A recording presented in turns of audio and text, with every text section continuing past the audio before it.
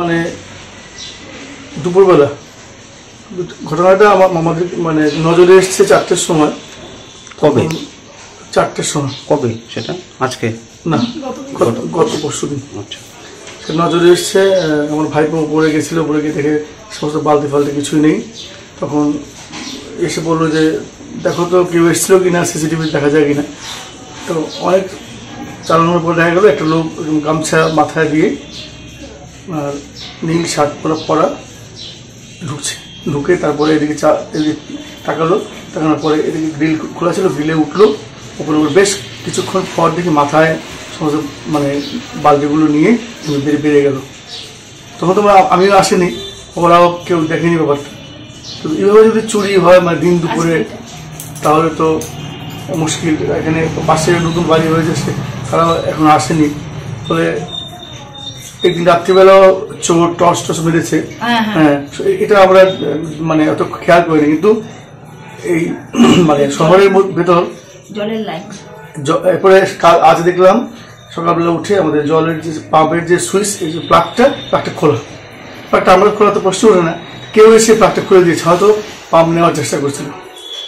এইভাবে চলতে গেলে তো মানে পুলিশ প্রশাসনকে আমরা জানাবো, কারণ কেন চোর বৃদ্ধি পাচ্ছে? আগে তো এত চুরি হতো না, এখন এই জিনিসটা কেন হচ্ছে এই শহরের মুখে? বলা যায় যে আপনারা নিরাপত্তাহীনতায় ভুগছেন। হ্যাঁ, নিরাপত্তাহীনতা এই অর্থে না, মানে চোর তো জনবহুল জায়গায় যায় না, দেখে যে মানে লোকজন দেখতে পায় সেখানে চোর চুরি করে। আপনার পরিচয়টা? সুদীপ্ত শেখর মিশ্র, আমি একজন সঙ্গীত শিল্পী। এই জায়গাটার নাম? পুরাতন কালীবাড়ি লেন। ওই দুপুরবেলা তখন প্রায় 2:15 বাজে, তখন একটা লোক মানে মনে হচ্ছে যেমন গামছা মাথা আর হাফ প্যান্ট পরা এরকম একটা লোক। আমরা তো আর বুঝতে পারিনি, পরে ফুটেজ থেকে বুঝেছি। দেখি ঘরের এখানে বারান্দায় এসে দাঁড়িয়ে আমার এদিক ওদিকে দেখছে কি আছে জিনিস। তারপর ওই দিকের কলাপসিবল গেটটা মানে তারা ছিল নাকি, তখন এটা খুলে উপরে উঠে গেছে একদম ছাদে গিয়ে। ওখানে যা জিনিস আছে টুকটাক, ওখানে মানে ঘরের জিনিসপত্র যা ছিল ওগুলি নিয়ে নেমে সোজা চলে গেছে। হ্যাঁ, তারপর আমরা তো আর বুঝতে পারিনি। তখন বিকেলবেলায় যখন এই গ্রিলটা সবসময় বন্ধ থাকে, গ্রিলটা খোলা, তখন উপরের আমার যে থাকে যা উপরে দেওয়ার ছিল, ওরা বলছে আরে দরজাটা কেন খোলা? তো উপরে উঠে আমাদের বলছে দেখো আমাদের উপরের জিনিসগুলো যা আছে এগুলো সব নিয়ে গেছে। হ্যাঁ, বালতিটাতে অনেক ঘরের জিনিসপত্র যা ছিল ওইরকম এগুলি সব নিয়ে গেছে। আচ্ছা, এগুলি গেছে। তারপর আজকে সকালবেলা জল দিয়েছি, সকালবেলা কারেন্টের জল উঠছে না। আমি ভেবেছি এটা মোটর বোধহয় নষ্ট হয়ে গেছে বা কিছু।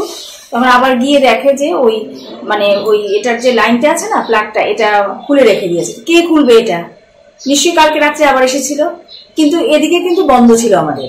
এটা কোথা থেকে আসলো বা উপর দিয়ে ছাদ দিয়ে ঢুকলো কিনা, মানে রোজই এরকম। তাহলে পরশুদিনও আসলো, কালকেও আসলো।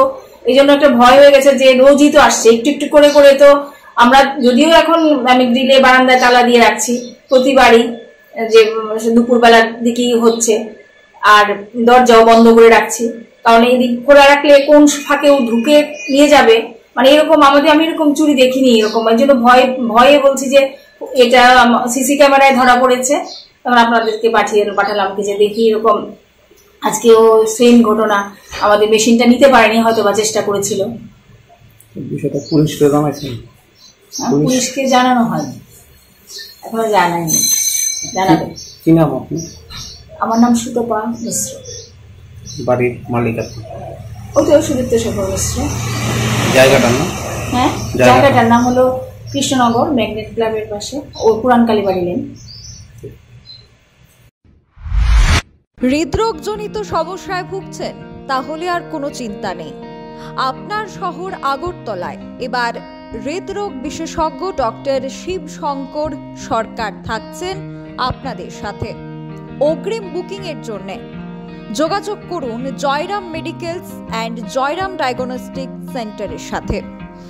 যোগাযোগের মাধ্যম 7005481330 অথবা 8413892728। অগ্রিম বুকিং এর জন্য যোগাযোগ করুন তাদের ঠিকানায়। Jayram medicals and Jayram diagnostic centre, বর্দোয়ালি বাস স্ট্যান্ড। নমস্কার, আমি ডক্টর শিবশঙ্কর সরকার, হৃদরোগ বিশেষজ্ঞ, বর্তমানে আরজি কর মেডিকেল কলেজ কলকাতাতে কর্মরত। আমি আগামী 6 এপ্রিল আগরতলা জয়রাম ডায়াগনস্টিক সেন্টারে আসছি।